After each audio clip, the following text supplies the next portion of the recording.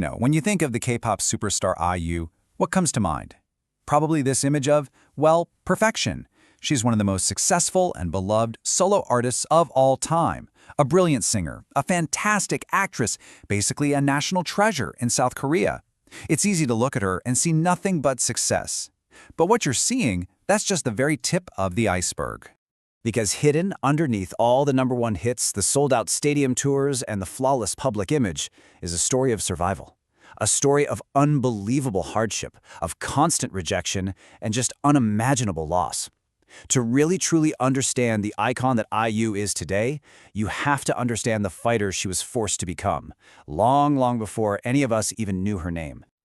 All right, so let's start at the beginning. And her story doesn't begin anywhere glamorous, like in some fancy training facility, no. It starts with her entire world just collapsing. See, as a kid, I loved to sing. Her dad would always encourage her at karaoke. It's this sweet, normal childhood memory that was about to be completely torn apart. When IU was still very young, her parents' business failed, and they fell into crippling debt. The financial crisis was so bad that the family just shattered. IU and her little brother couldn't live with their parents anymore. They were sent to live with their grandmother, and they were separated from their mom and dad for years. I mean, can you imagine? This wasn't just a bump in the road, her entire childhood was uprooted. And IU herself, she doesn't sugarcoat it. Not at all. When she later talked about these years, she was brutally honest. She described living with her grandmother and other relatives crammed into one single tiny room. And in her own words, it was always cold, there was never enough food to eat, and the room was literally full of cockroaches. Wow, just let that sink in. This isn't just a story of being a little poor. This was a daily, grinding struggle for the most basic human comforts. So you've got this massive gap, right? It's like two different worlds coexisting. In her head, she's dreaming of stages and lights and becoming a singer. But her reality was shivering in a cold room, constant hunger, and, believe it or not, it gets worse. She wasn't even safe from cruel verbal abuse inside the very place she was supposed to be living. Just when you think it can't get any worse, imagine being a little kid holding on to this one dream and hearing this from an adult who's supposed to be caring for you. One night, a relative she was staying with came home drunk, saw her and her brother, and just started yelling. He told her she was wasting her time, that she'd never make it. And then he said this incredibly cold, cutting remark. IU said she pretended to be asleep, but you know she heard every single word. Now, for most people, that would be it. That would be the moment you just give up. But for IU, nope. She said that moment actually did the opposite. It became pure fuel. It made her more determined than ever. But as she started to actually chase that dream, she found out that the entertainment industry had its own special brand of cruelty waiting for her. So let's talk about this number, 20. What does that mean? Well, that's the number of auditions IU failed. 20 separate times she put her heart and soul out there, and 20 separate times entertainment agencies told her no. And we're not just talking about any agencies. We're talking about the big ones, including JYP Entertainment. That is a whole lot of doors getting slammed in your face. And then, after all that rejection, came a blow that was so much worse. It was pure deception. A company finally offered her a trainee spot. But of course, there was a catch. They needed a lot of money up front for training fees and TV appearances. Her grandmother, desperate to help her granddaughter's dream come true, scraped together every penny she had, money she earned selling little handmade accessories. She gave it all to them. And then, poof, the company and the money vanished. It was all a scam. They had lost everything. Again. Okay, at this point, who would blame her for quitting? Seriously, she's been rejected over and over. She's been scammed out of her family's precious money. She's been told she would never succeed. It would have been so easy to just walk away. But this is where the story finally starts to turn. Because all that talent, all that grit, it was finally about to be noticed by the right people. So, in 2007, she gets the call, Loan Entertainment. She passed the audition, she's in. And for most trainees, this is where the really hard part begins. The grueling schedules, the endless practices, the strict diets. But for IU, it was heaven. Why? Well, for her, the best part wasn't the vocal lessons. It was having a warm place to sleep and 3 meals a day. While other trainees might have complained about dieting, IU was just thankful that the company was giving her food she rarely got at home. It just shows you how much her past shaped her. Her rock bottom was so low that a trainee dorm felt like a five-star hotel. And once she got her foot in the door, she didn't just walk through it, she kicked it down. After only 10 months, she debuts at just 15 years old.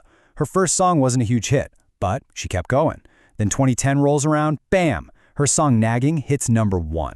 By 2011, she's not just a singer, she's a full-blown star, acting in the mega-hit drama Dream High. Her rise was just meteoric. In just a few years, she went from that girl in the cold, cockroach-infested room to the nation's sweetheart. So what's the first thing you think she did with that first big paycheck? Did she go on a huge shopping spree, buy a fancy apartment? Nope. The very first thing she did was take care of her family. She finally had the money to pull them out of debt, and in this beautiful, full-circle moment, she bought her father the dream car he'd always wanted. It's not just a car, you know. It was her buying back a little piece of the life that financial ruin had stolen from them. And that should be the end of the story, right? A perfect happy ending. The girl who struggled becomes a superstar and saves her family. Roll the credits. But life isn't a movie. Her struggles weren't over. They just changed. And in a way, the pain that came with fame was a whole new kind of nightmare. See, the thing about the K-pop industry is that it creates these incredibly intense, close friendships. You're going through something so unique and high pressure, and your fellow artists are the only ones who truly get it. They become your family. It's a beautiful support system, until it becomes the source of your deepest heartbreak. And this is tough to talk about. In late 2017, the world lost the incredible Jieun from the group SHINee. He was a very dear friend of IU's. Then just 2 years later, in the span of only a few weeks, the industry was rocked again.